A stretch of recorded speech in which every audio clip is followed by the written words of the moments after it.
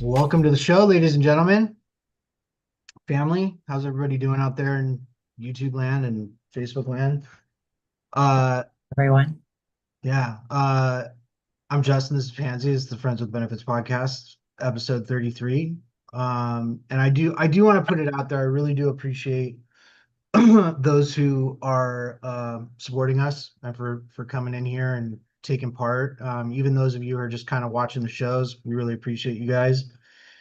And I wanted to do this episode because, quite frankly, there's a lot of shit going on out there right now. There's a lot of shit going on out there right now. And there's also a lot of, for lack of a better term, a lot of fuckery in this industry.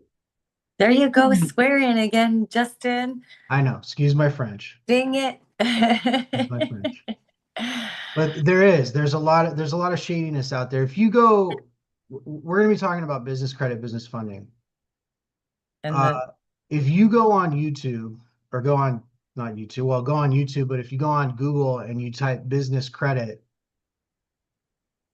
you're going to see an endless number of people. You're going to see people selling shelf corporations. You're going to see people selling authorized user accounts. You're going to see people telling you that they can get you business credit with no personal guarantees, no real business, no money, and all these things. And there's no lack of people out there that are willing to take your money. Ask me how I know. They're willing to take your money and make you some promises that aren't actually true. Um, I mean, that's marketing, if you will. But if you pay attention to the marketing, you're gonna get led down the wrong path. And so that was my initial goal in having this show today. My partner and I have spent hundreds of hours, thousands of dollars, and a lot of time learning what actually works and what doesn't. We're still learning, quite frankly. Um, and this is one of those industries. This is one of those things that things are constantly changing. So the information that you get, you know, today is not going to necessarily be the same thing that works 3 months from now. And I mean, it's literally changing that quickly right now. You got, I mean, you got Russia claiming that the United States is trying to rig their treasuries by digitizing everything, putting everything into crypto and stable coins. And if you know anything about that, I'm not going to get into a huge tangent on that, but if you know anything about treasuries or bonds, um, the interest rates are controlled by the bond market. What is a bond? A bond is you lending money to the US government. And normally the way you purchase treasuries, at least the way it is currently, there's not a lot of access. People don't, not everybody in the world has access to it. Like, who are the typical people that buy treasuries? Well, you got foreign governments buy treasuries, you got US citizens buy treasuries, businesses, banks, right? And so that process is kind of it's just not accessible to everybody. And so the United States is basically digitizing it and moving treasuries into what they call stable coins. And so there's a whole thing going on with that right now, right? And everybody's talking about the Great Reset and all this. So there's just a lot of stuff out there. And what I really want to try and do with this is especially for new business owners, I really want you who are interested in getting business funding and acquiring business credit or building your business credit and then getting business funding, which is what we're all after, uh, to kind of cut out the noise and focus in on what actually works. So I'll go through that here in just a minute. Uh, but before I do, how are you doing, Pansy? I'm okay. How are you? I was gonna say you just like jumped right into I it. know. Well, I kind of rambled there for a minute, but that's right. We're gonna don't worry, we're gonna get to the juicy stuff here in a minute. So and How are you? but You doing? busy, which is also good. We were talking to Jay-Z, yeah. We've right? got one of our friends that says he's busy. And it is a good thing. It can be overwhelming at times. Business is one of those things where, the really successful people don't jump from thing to thing, right? You kind of have to like hone in on something and really just go all in on it until you're successful at that thing, and then you move to the next thing, right? So that's where, in our case, this, as you get more and more deep on something, as you commit more of your time at something, you're naturally going to probably get more busy, right? Until you can hire people and take some of that stuff off your plate. But you never really get over the busyness. But the busyness is kind of part of the fun too. It's not always, just like, oh, like a drudge. Um, but anyway, yeah, so we're busy, and we're doing our thing, and in the meantime, going for another round of business funding. My partner and I, and Another this is it. partner, What's that? your other partner. Yeah, my other partner that we're doing the business funding thing. Well, Pansy's my partner too, and she's learning about this as well. I'm not leaving her out of it. Don't get me wrong. But we've got proof of concept, and we're going for the next set of proof of concept. And we've gone through I mean, literally, we've made all the mistakes. We've literally made all the mistakes. Some things that were in our control, some things that just weren't in our control. Some things we were given bad information, outdated information, right? So, and that's what I want to go through. So let me just get right into it. Let's just cut the nonsense and get right into it here. Hold on.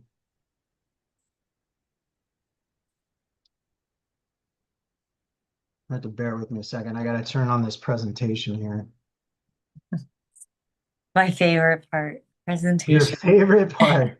I know everybody's like, oh God, another presentation.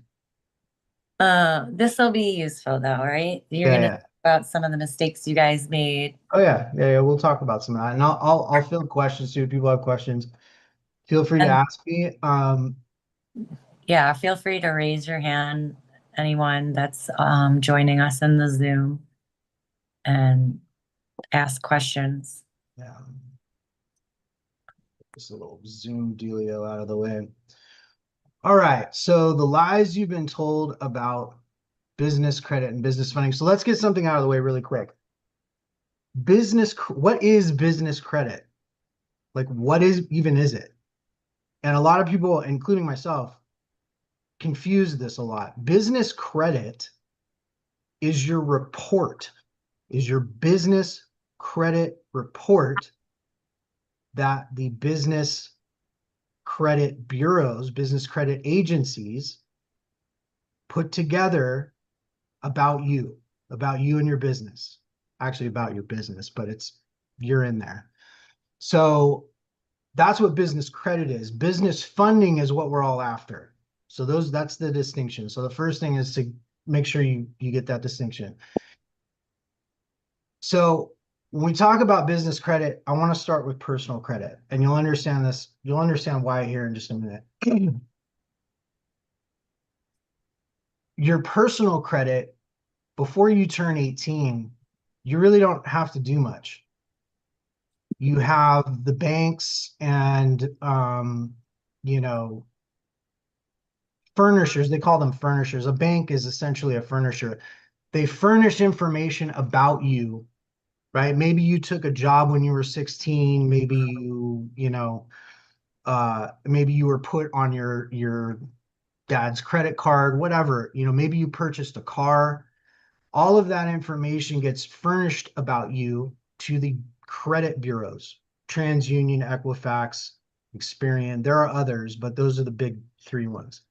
So before you're 18, you don't really have a business or a personal credit score, but you do have a report, and you don't really have to do much to have that report, because personal credit is governed by the Fair Credit Reporting Act, which is a set of federal laws that regulate agencies, which are like TransUnion, Equifax, Experian, and furnishers like the banks. Just to reiterate, furnishers send all the information, the agencies collect all of the information and create a report about you. So you don't really have to do anything to have that report appear on you, because just about every bank and every financial institution reports to personal credit because of the Fair Credit Reporting Act. And the Fair Credit Reporting Act tells them what types of things they're allowed to report on you. And it also dictates that those things need to be accurate. They need to be verifiable and accurate. So there's nothing like that in business credit. In fact, and we'll talk about this in a minute, 85%, I have a little note up there, but on the next page, but 85% of banks don't report to any business credit agency. So there's literally, you have to take the action to build your business credit. It's not going to get done for you like your personal credit.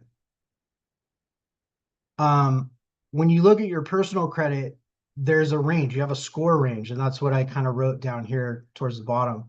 Your score ranges, or the personal credit score ranges from 300 to 850. Well, how does that score even get derived? Like, where does that score even come from? So right at the top here, I put FICO and Vantage. For years and years and years, FICO stands for Fair Isaac Company. And it was started, and I always forget the name of this. I think Bill Isaac or Bill Fair, and I'll look it up here in a minute. Bill Fair and I think Edward Isaac, something like that. I forget their names right off the top of my head, but they started the Fair Isaac Company Corporation back in 1956. So they've been around for almost 70 years now. And they've created something like multiple billions of reports on people, on individuals. The Fair Isaac Company is nothing more than, or the Fair Isaac Corporation, what FICO actually is nothing more than an algorithm. It's a set of rules that dictates how the score is generated. And what is the score actually telling banks and lenders? It's actually telling banks and lenders how likely you are to pay your bills, to pay your debt in the next 2 years. I'll repeat that. It's the score. The score is telling lenders and banks how likely you are to pay your debt in the next 2 years. That's all it is. And so when you look at that score, 300 to 850, remember, it's not 0 to 850, it's 300 to 850. So you really only have about 550 points to play around with there for your personal credit score. And if you really want to understand, and this kind of blew my mind when I got told this, and it's nothing crazy, but it helps you kind of understand a little bit better about how your score actually works. When you look at this down here, when you look at the 300 to 850, what you should actually be, how you should actually view that is not 300 to 850. You should look at it as 30% to 85%. Excuse my writing, I'm using a mouse, but 35 or 30% to 85%. So if a bank looks at you, let's say you have a 300 credit score. By the way, nobody has a 300 credit score. The FICO doesn't even really care below 400. So they're not even going to really record much below 400. So what that means is actually you don't have 550 points to play around with. You really have 450 points to play around with, because FICO, again, doesn't really keep track of anything much below 400. And once you're in the 800s, 800 to 850, it's the same. It's basically looked at as the same. You're in really good, you're an excellent credit, right? So why 30% to 85%? Because the banks look at that and say, oh, if you have a 300 credit score, that means you're 30% likely to pay your debt in the next 2 years. And if you have an 850 credit score, you're 85% likely to pay your debt in the next 2 years. So from now on to the end of time, that's how you need to be looking at your credit score, because that's how the banks look at your credit score. Um, something else that's really important to understand about this is that your credit score, no matter how good or how bad it is, your credit score will never get you approved for funding. Your credit score will never, ever get you approved for funding. It will only ever get you denied for funding. So once you get into a certain credit score, let's say you're at 800, yes, you have a good score. You are 80% likely to pay your debts back in the next 2 years. But once you're up there, the banks are not just looking at your score. So, okay, cool. He's at an 800 credit score. What's the next thing they do? They look at your report. They look, and that's the most important thing. Besides your score, the absolute most important thing is your credit report, your consumer disclosures, your CDs. So everything that's on that report that has been reported about you is what the bank actually cares about. If they're going to approve you for funding. If they're going to deny you funding, then yeah, they might just look at your score and say, yeah, that they don't make the mark. We only want to give credit to people who have 680 and above. So if you're below that 680, they're just gonna deny you, right? So that report that's been created on you, that's been generated for you, that report is constantly changing. There's always new information being reported about you, especially nowadays in the age of digital everything. It's just constantly being reported about you. So that score, when you go pull your credit report, when you actually go pull your credit report, excuse me just for a second. When you do your pull your credit report, um, if you were to pull that report and then wait a couple of days and go pull another report, there's a high likelihood that there's going to be new information on there, potentially, depending on how much activity you're really doing. Like if you're hunting for credit, if you're buying stuff, getting loans, that kind of stuff. Chances are there's going to be something new on there the next time you pull it.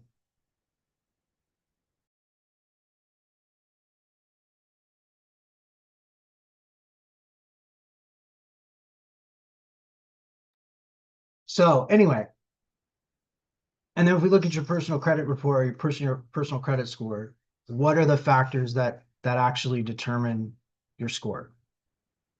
So you got payment history. So you got 35, that handles 35% of your score. That's a big one, payment history. Credit utilization, 30%, credit age 15, credit mix. What does credit mix mean? Credit mix just means how many different types of loans, credit cards do you have, right? What FICO really likes, what the credit reports really like and the banks really like, is they like to see you with at least 3 to 5 credit cards. And we're talking about on the personal side right now. We'll get into the business credit stuff here in a minute. But on the personal side, they like to see you with at least 3 to 5 credit cards. They like to see you with a mortgage, and they like to see you with a car loan.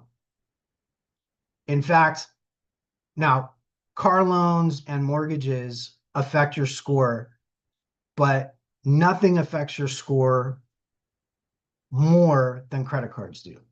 Credit cards are considered revolving credit. And why do credit cards have such a high impact on your score? Well, because it's basically available money. It's just immediate money that you have at your fingertips, and it's revolving.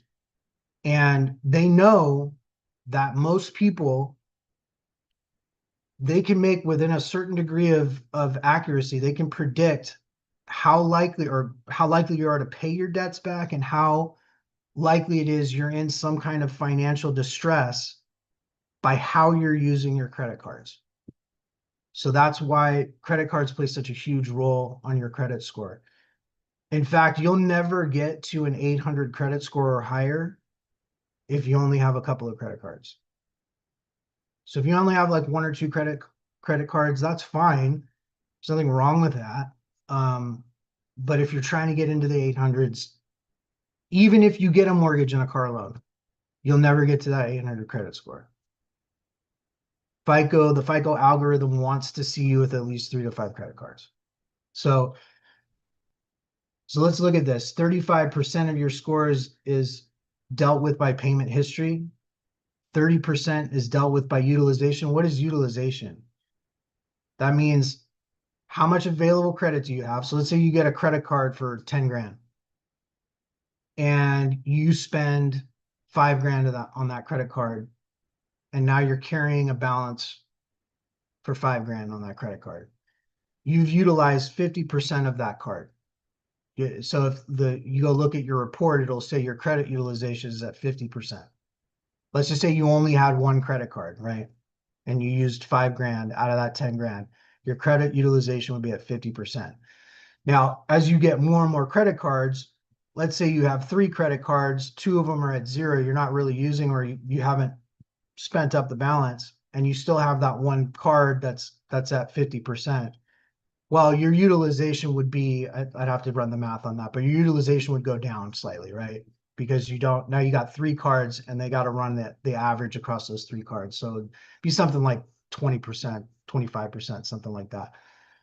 So you get the idea, but utilization plays a big role. Credit age, every new credit card, every new loan that you get affects your credit age. In fact, we had to wait to get business funding because my credit age was not high enough. To get the higher levels of business funding, the banks want to see you that you have some history, right, of paying back your debt. They're not going to just hand you $75,000 or $100,000 or more if you don't have some kind of history to show them that you know how to manage your money. So credit age, 15%, and we talked about credit mix, just having a bunch of different types of credit, bunch of different types of loans, credit cards, and then new credit or inquiries. So obviously, inquiries, that really what we're talking about when we talk about new credit, we're talking about inquiries on your credit report. There's I hear a lot of crap about inquiries and you don't want more than so many inquiries. FICO honestly doesn't care that much about inquiries. The banks care if you are racking up inquiries looking for one type of funding. What do I mean by that?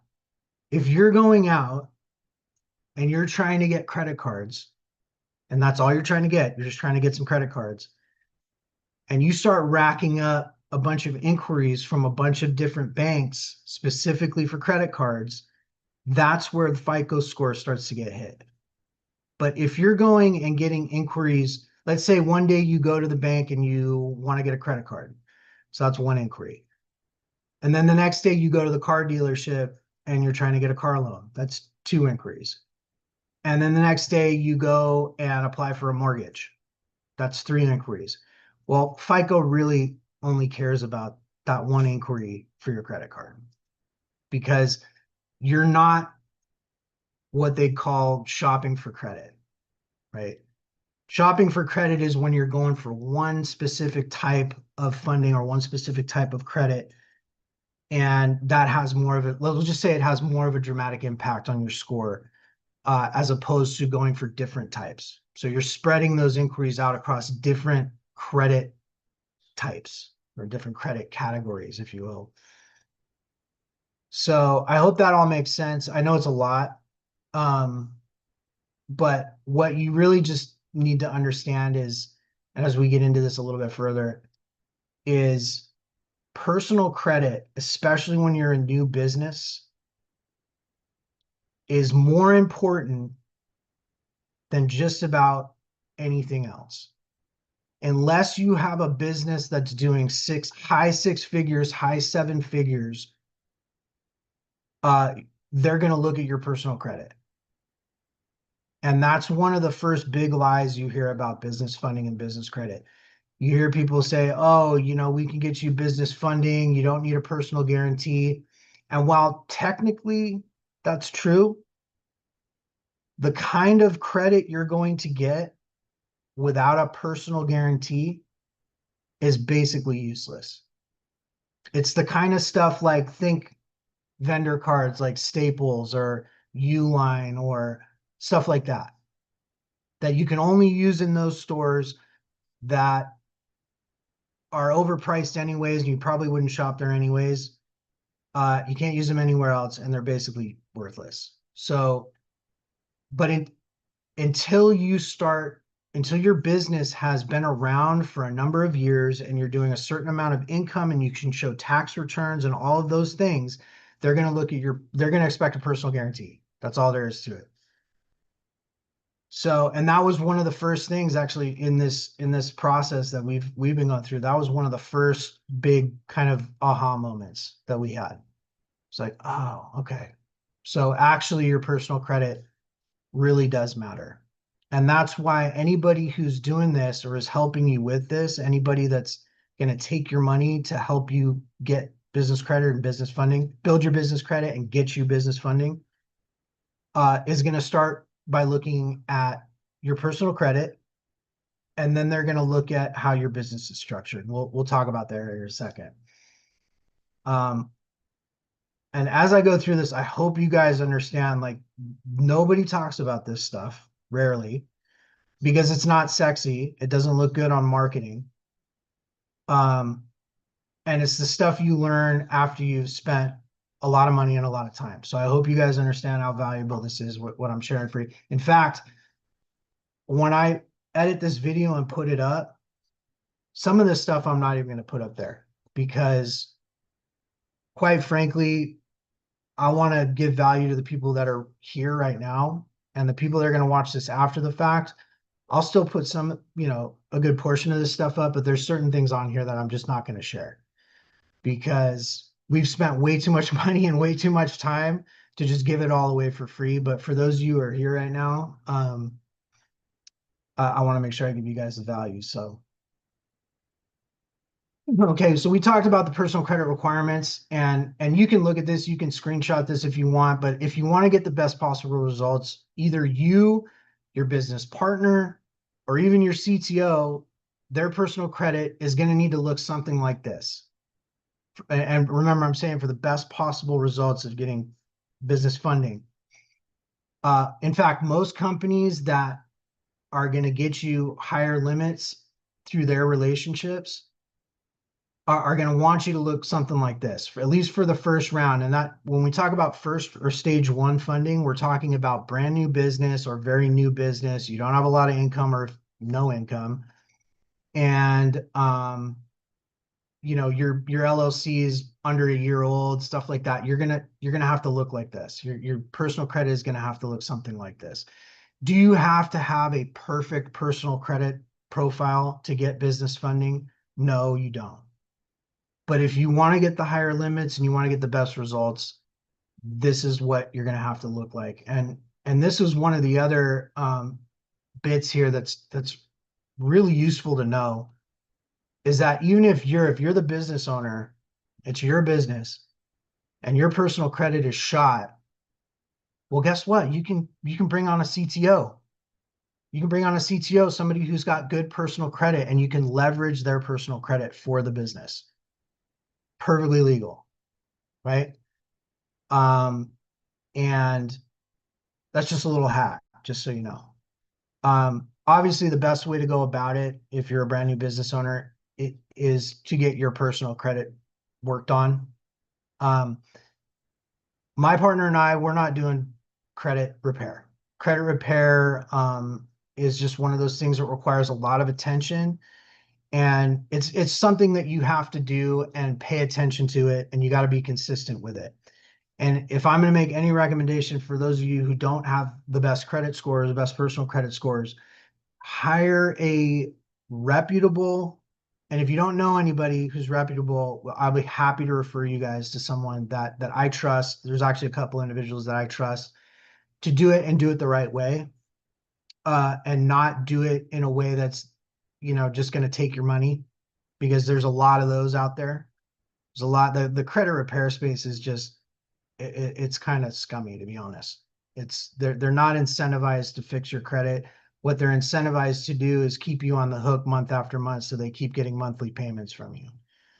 So, yeah, if you're interested, I'll definitely be happy to refer you to someone that I trust and that I know does a good job with it. But that's the first thing. If you don't have good personal credit, start there. Start getting any errors, negative charge-offs, inquiries, stuff like that. Get that stuff taken off your personal credit. And then start building your personal credit, right? And we'll talk about this here, but I'm going to move on from this. But the idea here is, ultimately, if you want the best possible results, your credit, at least for your first round of business funding, is going to need to look something like this on the left there. Then stage two, if we talk about stage two here, we're really talking about once your business has been around for a little bit, year or two, you can start showing some taxes, some income.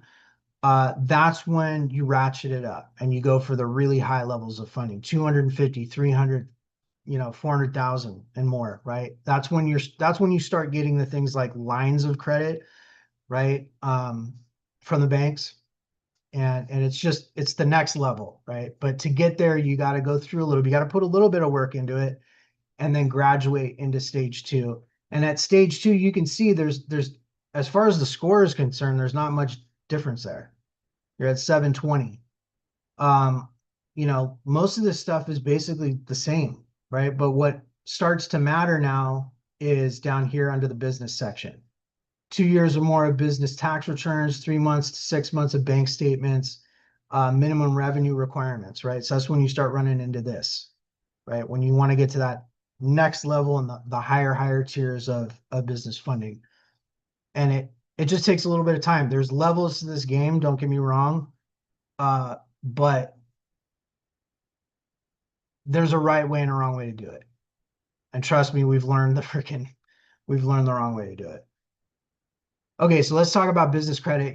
We talked about it's your business credit report. Business credit is your credit report. Who reports on you? Like who the heck keeps track of your business credit score at all once you get started? So my partner and I started with a company. I'm not even going to name their name. Some of you guys might know who they are, and I'll talk to you guys about it after the fact if you want to know. But we started with a company, and all they did was they charged us $2,500. They gave us a PDF and said, okay, you get 3 meetings with a credit expert, right? So you get, once a month, you get a meeting with a credit expert. But in the meantime, here's this PDF. Go do all the steps on this PDF. And the PDF basically just said, go open up a Dun & Bradstreet account, then go get 3 to 5 vendor cards. And if you guys know what vendor cards is, I'm talking about kind of what I brought up before. Staples, Uline, Granger, all these vendors where you can only use the cards at those places, and most of those places are overpriced, right? So you probably never use those cards normally anyway. And they said, so go get 3 to 5 of those cards and start spending $50 a month. Start spending $50 a month on each one of those cards for the next 3 to 6 months. And that was their big strategy for us. So why did they tell us to do that? Because Dun & Bradstreet, and that the reason I have them right here under number 2, Dun & Bradstreet is the largest of all the business credit reporting agencies. They are where you start to build your business credit score and your business credit report. But the reality is that Paydex score that you're building by getting a bunch of vendor cards and spending $50 a month, and there's nothing wrong with that. It is a strategy, but that is a strategy for somebody who's been in business for a while, They have tax returns. They've got a certain level of income. And I would only recommend a strategy like that to people who can actually use those vendor cards. Because otherwise you're spending money to spend money and you're not really doing yourself a whole lot of favors. Because again, the banks, when you actually get to that point where you're ready for those higher levels of funding, sure, the bank might check out your business credit score. They might look at your paydex score. But what they're really going to care about is your tax returns, your income statements, your personal credit. And once you've proven and you build that relationship with the bank, that the business credit score is not, it's not going to make or break you when you go after the higher levels of funding. Because again, what they're really going to look at is how viable is your business? What are you doing in your business? How long have you been around? And they're probably are still going to look at, if you're the one walking into the bank for the line of credit or the loan, they're going to probably look at your personal credit score too. So that's why I say when people think of business credit, this is what people think about. They think about going and getting vendor cards and building your paydex score. What that's actually called is corporate credit. And corporate credit is one of those things that's like, why do you think, Bill Gates, when he was the CEO at Microsoft, he was not the one walking into the bank asking him for credit cards. It's probably somebody from the CFO's office going in and getting cards or applying for cards. And because they're Microsoft, because they can show tax returns, they've been around for a long time, they make a bunch of money. You don't need to walk in and request for cards or request for a line of credit or request for a loan. And so that's where these paydex scores, that paydex score, as your business grows and starts to really do business, those business credit scores are going to start to grow. Once you're at that point where your business is getting to that point, you do actually have to go open accounts with Dun & Bradstreet and eventually Experian and then FICO SBSS. That actually, I'm still learning a little bit about that, but that your score actually starts to get reported amongst all three.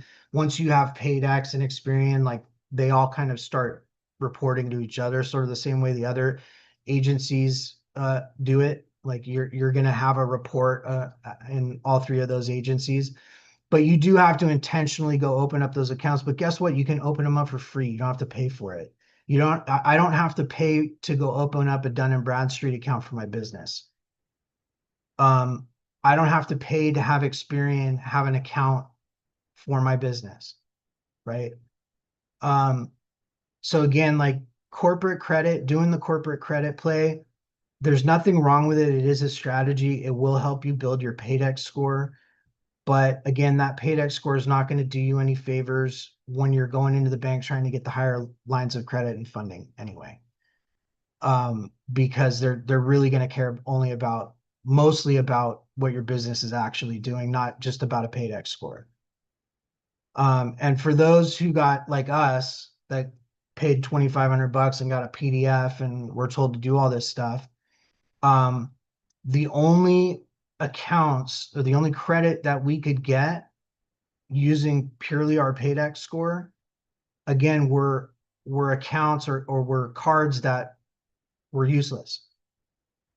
So that's just my warning to you guys. And that's where most people, that's the other big lie about this is everybody says, go get your corporate credit, go get your paydex score. That comes later.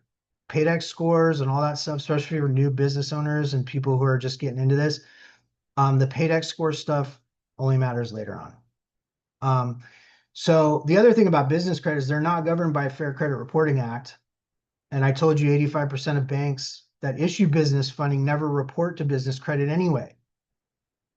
So what does that mean? It means if I wanted to go pull your personal credit report, I couldn't do it without your permission, With business credit, anybody can go pull your business credit report. You just got to pay something like, I think it's like 50 to 100 bucks, something like that. If I wanted to right now, I could go pull Amazon's business credit report. I'd pay like 50 to 100 bucks and I'd get their full business credit report.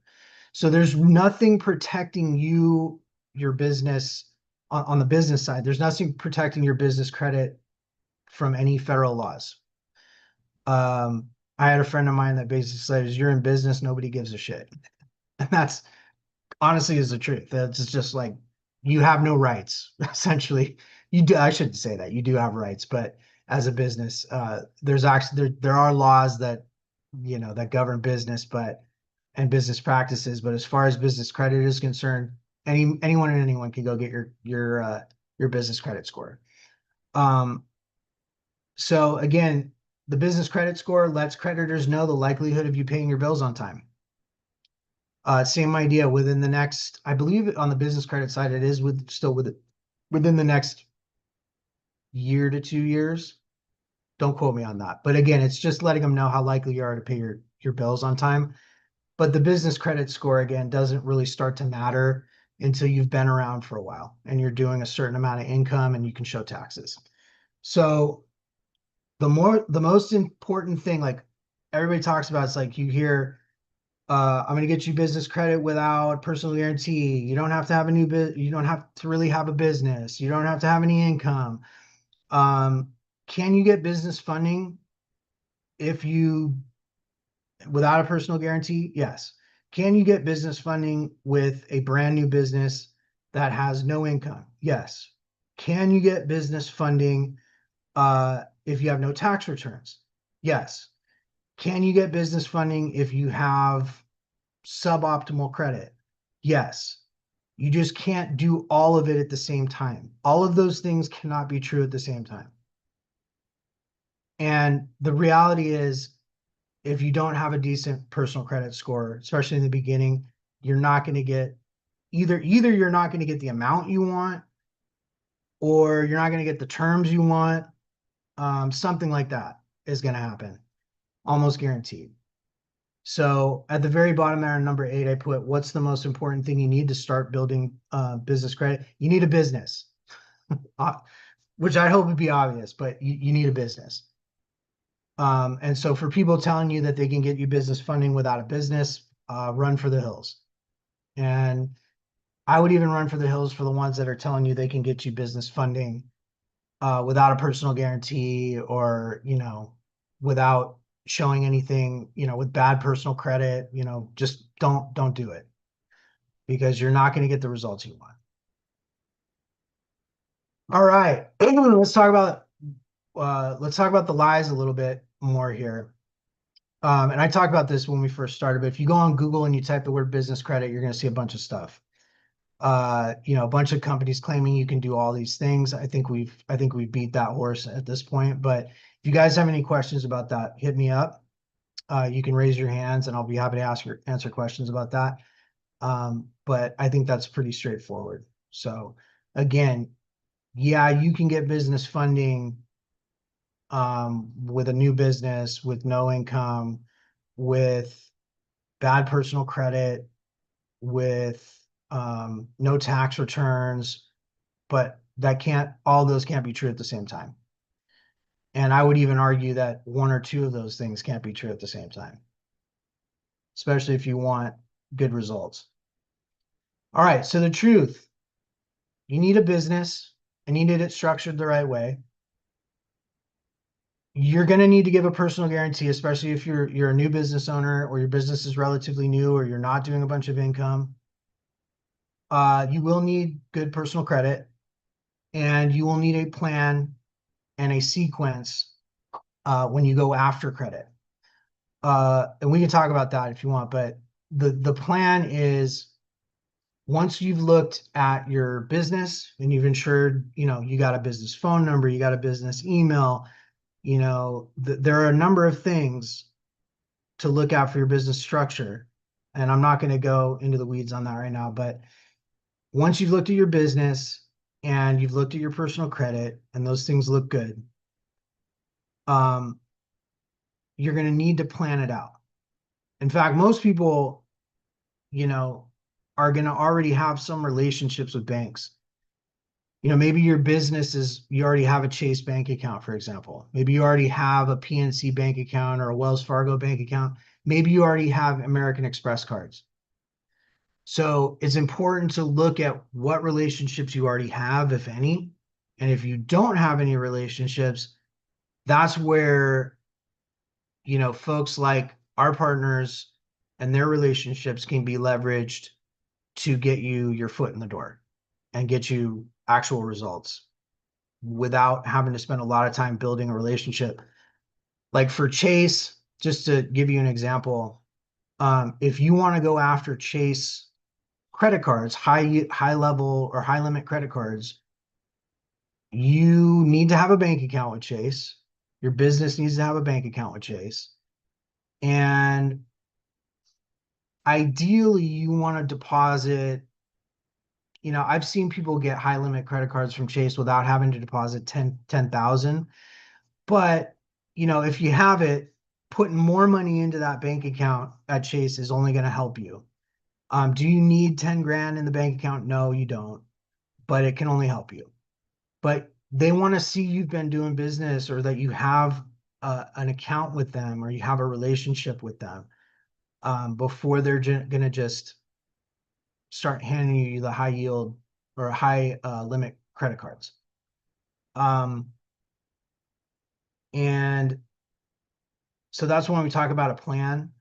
There's a sequence to it. Without going too much into the weeds, there's a couple of Chase cards you want to go after in the right order, right? So you get the highest limits on both cards, and you want to do it after a certain amount of time. You don't want to just do them back to back. And also, when you're filling out the applications for these cards and you're filling out the applications for these loans, there are right things and wrong things to say. And we can talk about this, but for those of you who are familiar with this, there's something called automated underwriting. So if you go get a credit card right now, let's just say on the personal side, you want to go get a credit card. You go to Wells Fargo or whatever, and you go to that online application, you fill out your information, you hit submit. Before a human being ever looks at that application, it's going through the bank's automated underwriting process. And part of the reason you want to do this right from the beginning is because you want to get approved before a human being has to look at it. Why? Because it just stretches it out. It drags the process out. And a lot of times, if a human being ends up having to look at it, you're not going to get as high of a limit as you would want to get, or you're not going to get the terms that you're going to want to get, that you would want to get. So structuring the stuff right and going in the right sequence is important, and it pays dividends in the end when you do it, because you just hit submit, you wait a few minutes, you get that approval email, and that tells you how much your limit is, and they send you the card, and that's it. And that's on the credit card side. Obviously, with lines of credit and loans, the process is slightly different, but you still want to make it through that automated underwriting process with as little friction as possible. So that's why these steps are really important. Okay, so we talked a little about the process. This is the real process. This is really what it looks like. And anybody telling you different, anybody that is trying to sell you on the quick and easy plan, again, run for the hills, because we had our friends Jimmy and Juan on here, and their process is very similar, and it's literally there's no better way to go about this. So the real process is, again, you fix your personal credit issues, you go get a credit repair company, they'll do it for you. You're going to spend a little bit of money on that, but you have a credit repair company help you so they can stay focused on it and keep on top of it, get your issues fixed. Then you build your personal credit profile. You add some more personal credit cards. You maybe go get a personal loan. You go get a car loan or whatever it needs to happen. You increase you bulk up your personal credit profile. Then you plan the funding sequence. So you sit down and you come up with an actual plan for the types of cards or the types of loans you're going to go after and what you're going to do with it once you get it, because getting the cards and getting the funding doesn't really mean anything if you have no idea what you're going to do with it.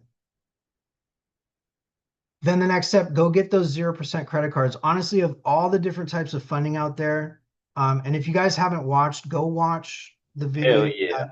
that Pansy and I put up with Juan and Jimmy for business funding, business credit. Go watch that podcast that we did with them.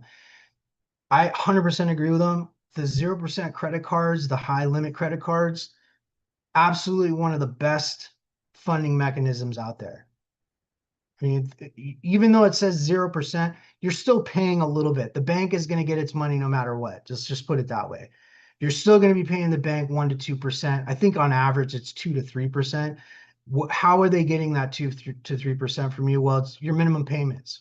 Your minimum payments are going to be a certain percentage, but ultimately those 0% credit cards, you can extract that cash from them, go put it into an investment and pay that off and just repeat, right? So you get the 0% cards, you extract the cash, you then remove the inquiries, and then you start, once you do that, you can actually, this process right here, you just put this on repeat. That's all you do. You just put this on repeat. And you do that for a little bit. And guess what? While you're doing that and paying off those cards, it's building a relationship with those banks. You're building history. And then you move on to step 7, where you start building your credit, your business credit profile. And that's when you start going after the higher forms of debt, higher forms of funding and credit cards. And once you get to that stage, then it's about funding coordination, which is just, again, you get strategic. Just like you would do up here for the, when you're about to go for the high limit credit cards, you want to have a plan and a sequence. It's the same thing down here. Once you get the higher lines, you want to know what you're going to do with it. And you want to have a plan of attack to go after. What loans are you going to get? What order should we get them? Once I get the funding, what am I going to do with it? And that's it, guys. That is the over the last 2, almost 3 years, thousands of dollars, hundreds of hours of going through this process. This is what it actually looks like if you want to get real, actual results. So what I'm going to offer right now for the folks that are on here, what I'm going to offer is the first 5 folks that text BC to this phone number, I'm going to do a personal credit review, and I'm going to give you a personal game plan. So we're going to look at your personal credit profile. We're going to see what needs to be fixed, what needs to be addressed, what doesn't need to be addressed. And then we're going to come up with a game plan for you to either fix it, fix your personal credit, build your personal credit, and then go after funding. And I'm going to do that for the first 5 people for absolutely free, by the way. So no charge. I would say take advantage of it. And once we get you your plan, like once you have, a step-by-step plan, when you're ready to actually start taking the steps, because again, you're not like, this process is not just, hey, take my money and do it all for me. It's just not like that. And for people who are offering you that or selling you on that, they're selling you the marketing. The reality is always much different. So there is a little bit of work that you have to do. So for the people that take action and do this and actually take the steps, you'll be in a much better position. You already, just by watching this, are way more informed than most people are about business funding. And I honestly, one of the biggest reasons I did this tonight is because I really wish somebody had told us this early on. And And because we didn't understand this early on, like I said, it ended up taking us a lot longer than it should have. So that is it. That is it. So anyone, Myself set back up here. We yeah, did yeah. have some questions Okay. in the chat. I believe Yeah, yeah. Michael. Yeah. What's up, Michael? Let me bring you up, man. My mouse isn't working, so I'm having to hit tab and shift tab to Mhm. make this all work. That's okay. You're here now. Yeah, thank you. First, thank you, Justin. This was actually incredibly valuable. So I'm really happy that I had the opportunity to hop on here, and I just wanted to thank you. Um, Of course, man. Yeah, I thanks for joining us. We appreciate you. Yeah, I appreciate you guys too. So my personal credit is a little bit shot. My partner in real estate is my mother and my wife. Mhm.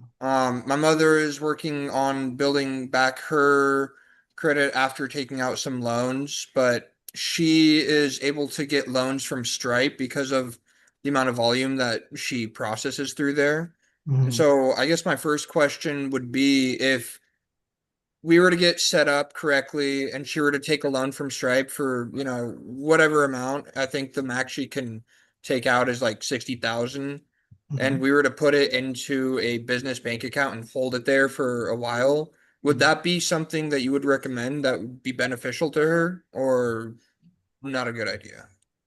Well, in order for me to answer that question accurately, I would need to have a better understanding of really what you guys have going on.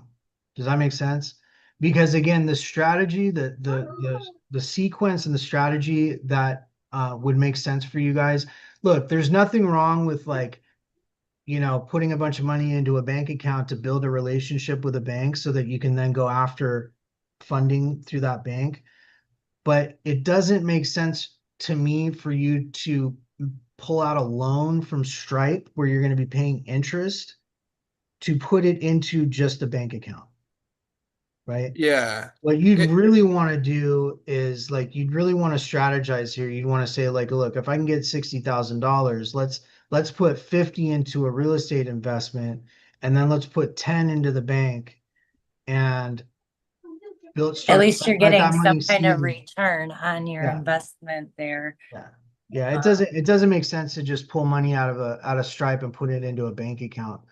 Um, because again, you pull money from Stripe, and I would need to know what the terms are from Stripe too. I'm not familiar with what Stripe's lending It's a terms merchant are. loan is all it is. Yeah, so it's you know Like what I 30 mean? to 40%. Yeah, Yeah. yeah, she pulled out 60 grand last year and I think they charged her something like $8,000 or $9,000 for that loan. hold on, say that one more time. She pulled out how much? 60 grand? And they charged her how much? Like eight or nine 8 or 9? $1,000 for it. Yeah.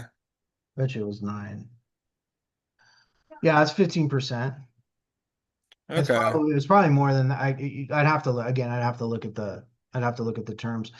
But again, like whatever funding you're going after, whatever loan or credit card or what have you, you need to be thinking about one, beating inflation and beating whatever that interest rate is on the loan, right? So Yeah. like ultimately you want to just the idea is you want to get it paid back, obviously, but you want to make money while doing it. You want to have something, an investment that's paying you, right? That's where, because again, a lot of people that do this, and I'm no different. We're stuck in consumer mode, if you know what I mean. Uh, Yeah. from being consumers all our lives and not being business owners all our lives. We're stuck in consumer mode. So people will get these loans and get these lines of credit and they'll put it into dumb stuff that's not paying them and Yeah, getting, the whole idea of getting credit and funding is to use that money to make money. Yeah, And, if you're borrowing it, then you have to get a higher return of what your borrowing rate is. Yeah. Yeah. Okay. That's No, why that makes that's why sense. the 0% credit cards are absolutely by far one of the best mechanisms, because you can get 75 to 100 to 150,000 on these cards. You can extract the cash from them, and now you've got 12 months up to a year, 0% interest on those cards, right? But it's actually, if you really look at the math, you're not actually paying 0%. You're paying a little bit. I mean, it's way lower than any kind of loan you could get. And so you want to put it into something like a fix and flip or something, single family is still one of the best mechanisms right now, right? I don't know many other mechanisms that are gonna give you a 20% return, right, within a year's time, right? And Yeah. single family real estate is still one of those places that you can do that. So yeah, the idea is to let's be strategic, right? Let's look at the whole situation and decide what makes the most sense to do with that money, so that you're gonna earn money, you're gonna make money, right? Okay. Yeah, that makes sense. And that's kind of my plan with it too, is we find a way to source funding for a down payment for a fix and flip and be able to start generating profits that way. That's where the question comes from. Um, so yeah, so what would you recommend that we do? Would you recommend that we be able to borrow from Stripe, or would you omit that? I'm sorry if I'm asking elementary questions. I'm just No, kind of you're trying to get not. a No, you're not. I It's think not that elementary. Let me see what Stripes offer. I it's don't even know what probably Stripes offer. best to discuss this when you come for an appointment, because you said you texted us, right? I did, Yeah, yeah. yeah, I would really like to understand more about the specific Stripe loan that you're going after and what the Yeah. terms are on it. But there are many But strategies to be able to do fix and flips, right? yeah, Even before, without using credit. yeah. Okay. But they're charging, based on what you told me anyway, they're charging about 15% on that money. It sounds like. And do you know how long the term was on it? Like how long she borrowed it for? There was no specific term. It was based off of the amount of money that she's been processing through there.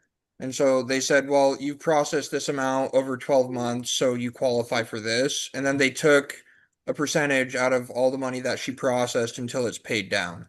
Yeah, so it's a revolving yeah, it's a revolving line of credit.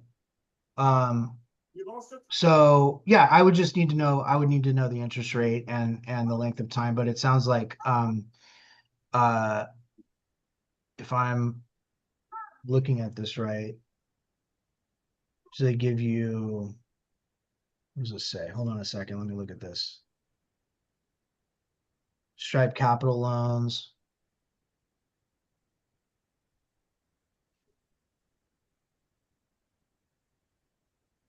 Yeah, let's do this. Let's get on a call together and let's look at I'd like to look at the specifics with you on this before I give you an answer on it. Yeah, Because before we recommend anything or whatever, you know, um, and do it offline, right? because Stripe offers sort of a number of different products here, but it sounds to me like they probably do like a, you know 12 to 24 month revolving line. It's probably not quite that long. It's probably 12 months or something like that. But I'd like to know the specifics before I give you a recommendation on it. So you said you texted me? Yeah, I texted BC Cool. to that number. Cool. All right. Let me make sure I got you here. Hold on. Awesome. Mhm. If that's it, we can probably wrap this up. It's holy crap, it has been an hour already, I know Justin. it's been an hour. So here's what I'm gonna do. I'm gonna go ahead. First of all, thank you, Michael, for your question. I'm gonna shoot you a text back with a calendar link so that you can schedule a call with me, and we'll get on there. Okay. Yeah. Okay, most definitely. Yeah. And can I text another question to that number? It's unrelated, so I don't want to bring Yeah, it up go here. ahead. Yeah, Yeah, if you got a absolutely. question, shoot a text to it. Go for it. And Okay, thank you awesome. again. Yeah, we appreciate you. I Mhm. appreciate you guys. You guys are coming and giving value, so thank you so much. Of course, I'm man. glad you found it valuable. That's what we like to do here, try to give Yeah, as and much that value as possible. yeah, and that for me it was just about like, look, I wish somebody I wish I'd known this stuff like from day one. I wish somebody had been honest about what the process looks like and put this out there when we were getting started. And then, so, Yeah, it's valuable to me too because I had never used credit for anything yeah, and I thought, well, I need to start building up my credit score. And this was my own negligence. I got a you know secured credit card, pulled the money that I put into it out of it, and then didn't put it back like I was supposed to. And that actually wrecked my credit. So I need to go in and, and fix it. So this gave me a really great start. And I'd always wondered about the business funding and how I can actually, start utilizing that to put it into investments. So this came on like at the perfect time. You're not I alone. would We've all done things and learned from our mistakes, right? So that's what we're trying to do here is help people not make the same mistakes we've made and if they have, help them find a way to correct it, you yeah. know. So Yeah. we But we're appreciate it. also like I like talking to folks like you that are actually doing it and actually taking action and go and trying to figure it out as opposed to people who are just have hypotheticals. Because it's you can actually get value right away from it. You know what I mean? And that I'd also like for you to meet my buddy Jimmy and his partner Juan, because when you are ready for the next level of funding, we'll put you through the process and look at your profile and all that fun stuff. But when you're ready to go to the next level of funding, beyond the credit card thing, uh, I'd really like for you to meet them because they have they're the same as us. They just want to see people get to the next step, right? And they want to see people be successful at this. So there's very few people that I've met in this business that are actually really care about the people that they're helping. That's why I was saying in the very beginning, there's a lot of effery in this business. There's a lot of people willing and ready to take your money to give you a bunch of promises that aren't in fact what you're going to get, right? It really is just Yeah. it's just market. I mean, welcome to marketing and business and marketing, but that's just really what it is. We've paid, in fact, we paid into a mentorship where this is what's really great about it is you can, and if you learn anything is pay attention to the marketing, watch what they're saying, right? But then look at what they do, right? Mm. And 9 times out of 10, the marketing is nothing like what you're going to get, right? Yeah. And that Legitimately. happens with a lot of places. A Well, I lot. mean, that's what marketing is kind of, it's Yeah. to hype it up and all that fun stuff. But in this specific industry, um, the truth is a lot of people are just guessing, right? A lot of people are just guessing. A lot of people don't actually know what the heck they're talking about. Um, because we've actually gone through all of these stages I was describing and got our proof of concept. We know what we're talking about to that degree. We're always learning, right? And I'm not afraid to tell people, you know what, I don't know, but I'll find out for you. Like if I don't know, I'm going to tell you I don't know and I'll go find out. But um a lot of people have gone to some mentorships and so they're just regurgitating stuff they've heard in mentorships and then don't actually have any experience with it, right? And they'll go ahead and take your money to sell you that. Yeah, that's one of the things where I always do a deep research before I go with any kind of service, and that's what I had found with all these credit repair companies is they don't actually do what they say they're gonna do. And so I'm like, man, I got to figure this out on my own, or I got to find somebody that's reputable. So like I said, it was perfect timing because I was actively looking on how to fix my credit and how to start being able to get better credit because I want to get my foot in the door with, well, I want to start doing fix and flips and I want to start, being able to generate money so I can put money into investments and stuff like that and just set me and my family up for Yeah, I mean, fix and flips are still one of the best returns. Like fix and flipping is still one of the highest returns you can do in real estate. Uh, maybe next to like wholesaling, where you're not. I mean, it just depends on how much you're actually spending on wholesaling, but I would say fixing and flipping is probably one of the higher returns you can get. So that's a good place to put it. In fact, our buddy Prada, he's doing fix and flip deals in St. Louis. And I mean, he doesn't spend any more than 100,000 on a property out there. Takes him about 4 months, 3 to 4 months, and they're getting 20-25% returns on these properties right now. That's amazing. Yeah. Yeah, and I'm in the SoCal area like you are, so from everything that I've been able to learn, the margins here are larger. So that's something that I'm really looking forward to getting into as well. hmm Yeah. Yeah, that's a good way to go. All right, I'll tell you what, Michael. I'm gonna go ahead and end the show, but I really appreciate you coming up, and I will shoot, like I said, I'll shoot you the link of We're where we. ending the live. We'll Yeah, probably yeah. stick around for a few I'm gonna end the, minutes. Yeah. yeah, yeah. We'll sit. Oh, yeah. I was gonna say we'll stay on here. I'm just gonna end the live, but yeah. Feel free to hang out here, but I will send you that scheduled link so we can get on a call. Okay. Okay, yeah, most definitely. And sorry if you hear my kids in the background. Oh, My no, you're fine. Don't apologize. We're Just family friendly know, around here. yeah, Michael. Just know the strategy call is gonna be about an hour. It's gonna take us about an hour to go through everything. Okay. Okay, yeah, and I'll have my mother on there as well because we're doing this all together. Love Perfect. it. Love Love it. it. All right. Awesome. So I'm gonna remove you. Thank you again, Michael. Appreciate you. Thank you, Justin. Thank you, Pansy. You're welcome. All right. So we have gone well over at this point an hour. We're about 15 minutes. Oh, what are we, 13 minutes? Anyway, I hope for the folks that are here live, I hope you guys all got value out of it. For the folks that are watching afterwards, I hope you also get value out of it. And We yeah, will have links in the description if you'd like to get in touch with us about any of this. yep. Yeah, appreciate all of you. I'm gonna go ahead and end it, but feel free to DM me, and we're just gonna keep this going. So we'll see you for episode 34. See you later, guys.